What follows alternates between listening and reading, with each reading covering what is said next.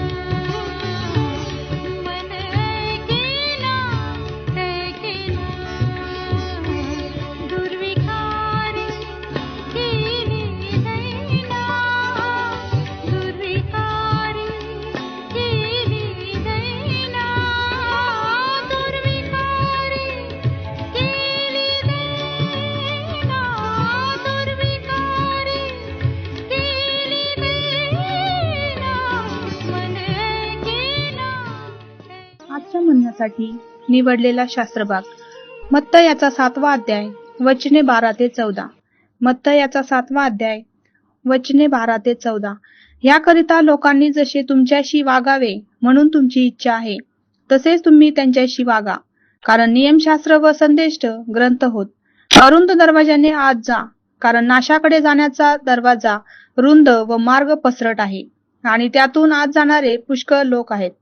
परंतु जीवनाकडे जाण्याचा दरवाजा अरुंद व मार्ग संकोचित आहे आणि ज्यांना तो सापडतो ते थोडके आहेत. देवबाप वाचलेले वचन आपणा सर्वांसाठी आशीर्वादित करो. विश्ववाणीच्या आमच्या सर्व श्रोत्यांना प्रभू येशू ख्रिस्तामध्ये सप्रेम सलाम.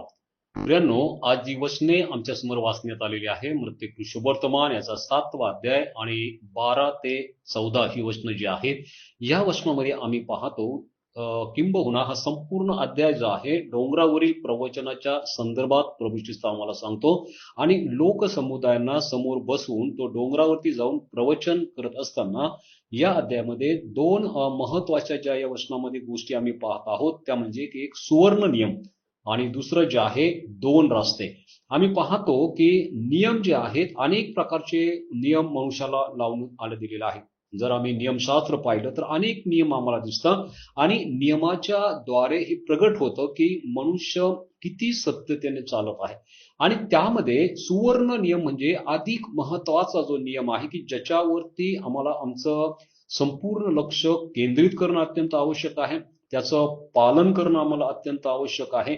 आणि या सर्व वेगवेगळे जे नियम आहेत त्या नियमामधला जो सुवर्ण नियम या ठिकाणी जो सांगत आहे आणि तो म्हणजे की याकरिता लोकांनी जसे तुमच्याशी वागावे म्हणून तुमची इच्छा आहे तसेच तुम्ही त्यांच्याशी वागा.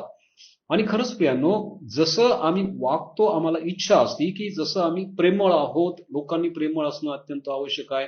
आम्ही उत्तम आणि चांगल्या प्रकारचे प्रभूला समक्षतेमध्ये असणारे आहे, तसेच लोकांनी त्याप्रमाणे असावं. आम्ही इतरांची मनधरणी करणारे आहे, इतरांनी तसं त्याच प्रकारे असावं. आणि म्हणून ज्यावेळेस आम्ही असं म्हणतो की माझी जशी इच्छा आहे, मी जसा वागत आहे तसंच लोकांनी आमच्या संगती वागावं अशी आमची इच्छा आहे, आणि म्हणून आम्ही सुद्धा लोकांसंगती तसंच वागणं अत्यंत आवश्यक आहे. जर आम्हाला वाटतं की आम्ही प्रेमळ आहोत, त्याचा अर्थ हा आहे की आम्ही इतरांसंगती प्रेमाने वागावं, म्हणजे इतर लोक आमच्या संगती प्रेमाने वागेल. आणि म्हणून ज्या प्रकारे आमचा स्वभाव आहे त्या स्वभावाप्रमाणे आम्ही वागण्याचा प्रयत्न करत आहोत, तशी ट्रीटमेंट आम्ही इतरांना देणं अत्यंत आवश्यक आहे. आणि त्याच वेळेस बायबल ज्या प्रकारे आम्हाला सांगत आहे की लोकांनी जसे तुमच्याशी वागावे म्हणून तुमची इच्छा आहे. आम्हाला असं वाटतं समोरचा व्यक्ती आम्हाला उद्धट बोलू नये, समोरचा व्यक्ती आमच्यावरती रागवू नये, समोरचा व्यक्ती आमच्या संगती प्रेमळपणाने बोलावं, आणि म्हणून तोच स्वभाव आमच्यामध्ये जो आहे त्याला आम्ही जपणं अत्यंत आवश्यक आहे. कोणत्या वेळेस किती बोलावं, कोणासंगती कशा प्रकारे बोलावं, कशा प्रकारे वागावं, हा पूर्ण विचार आम्हाला करणं अत्यंत आवश्यक आहे. कारण की ज्या वेळेस आम्ही या सर्व गोष्टी समोरच्यांसमोर घेऊन येतो त्याच वेळेस त्या प्रकारच्या गोष्टी आमच्या समोर येतात. जर मी रागिष्ट आहे तर त्याचं उत्तर मला भांडणांमध्ये किंवा रागामध्ये मिळणार आहे. जर मी प्रेम करत नाही तर त्याचं उत्तर मला समोरच्याकडनं जे आहे ते त्याच प्रकारे मिळणार आहे. आणि म्हणून आमचा स्वभावामध्येच आम्ही बदल करणं अत्यंत आवश्यक आहे. इतरांचा स्वभाव आम्ही बदलू शकत नाही, इतरांचे विचार आम्ही बदली करू शकत नाही. किती लोकांचे विचार आम्ही बदलणार, किती लोकांबद्दल अपेक्षा करणार. आणि म्हणून मला स्वतःला हा विचार करणं अत्यंत आवश्यक आहे की इतर लोक बदलत नाही, माझ्या कुटुंबातले लोक बदलत नाही, माझे मित्र बदलत नाही, मला माझ्यात तो बदलावणं अत्यंत आवश्यक आहे. दुसरी गोष्ट या ठिकाणी सांगते की आमचा मार्ग जो आहे तो अरुंद दरवाजाने आम्ही आत जाणं अत्यंत आवश्यक आहे. स्वर्गाचे रस्ते अरुंद दरवाजाने आहे, कारण की नाशाकडे जाणारा दरवाजा हा रुंद आहे. अरुंद दरवाजा याचा अर्थ हा आहे की अनेक प्रकारचे संकट, त्रास, अनेक प्रकारचे आजार, विकार या सर्वांवरती आम्हाला मात करणं अत्यंत आवश्यक आहे. आणि ती पण प्रभूमध्ये राहून. प्रभू या सर्व गोष्टी निवारण करेल, प्रभू या सर्व गोष्टींचा झाडा घेईल, प्रभू या सर्व गोष्टी व्यवस्थित करेल, हा विचार करून त्या अरुंद रस्त्याने ज्यावेळेस आम्ही चालतो त्यावेळेस निश्चित पुढं आमच्यासाठी स्वर्ग आहे. परंतु जर असं आम्ही म्हणतो की त्या रस्त्यावरून आम्हाला जायचं नाही, तर मग आमच्यासाठी जो आहे तो नरक हा ठेवलेला आहे, असं देवाचं वचन आम्हाला सांगतं. आणि म्हणून दोन गोष्टी या ठिकाणी ज्या सांगितलेल्या आहे, पहिली गोष्ट जी आहे की आमचं वागणं जे आहे याच प्रकारे असावं की ज्यावेळेस आम्ही इतरांकडनं अपेक्षा करत आहोत. आणि दुसरी महत्वाची गोष्ट की आमच्या जीवनामध्ये आम्ही जगत असताना अरुंद रस्त्यावरती आम्ही आहोत हा विचार आम्ही करावा. आणि जे अरुंद रस्त्यावरती चालतात त्यांच्या दोन्ही बाजूला खूप संकट असतात, दरी असते, समस्या असतात, आणि म्हणून ती सावधानतेने आम्हाला समोर जाणं अत्यंत आवश्यक आहे. प्रभू करो आणि आमचं जीवन या प्रकारे असण्यासाठी तो सहाय्य करू. प्रार्थना करू. प्रिय प्रभू, आम्ही आमचा स्वभाव तुझ्या हातामध्ये देतो, आमचे विचार, आमचं बोलणं आम्ही तुझ्या हातामध्ये देतो. आणि प्रभू, आमच्या जीवनामध्ये असणारा तो अरुंद रस्ता आहे त्यावरून चालत असताना आम्हा प्रत्येकांचं सहाय्य कर. येशूच्या नावाची प्रार्थना केली म्हणून तो ऐक. आमेन.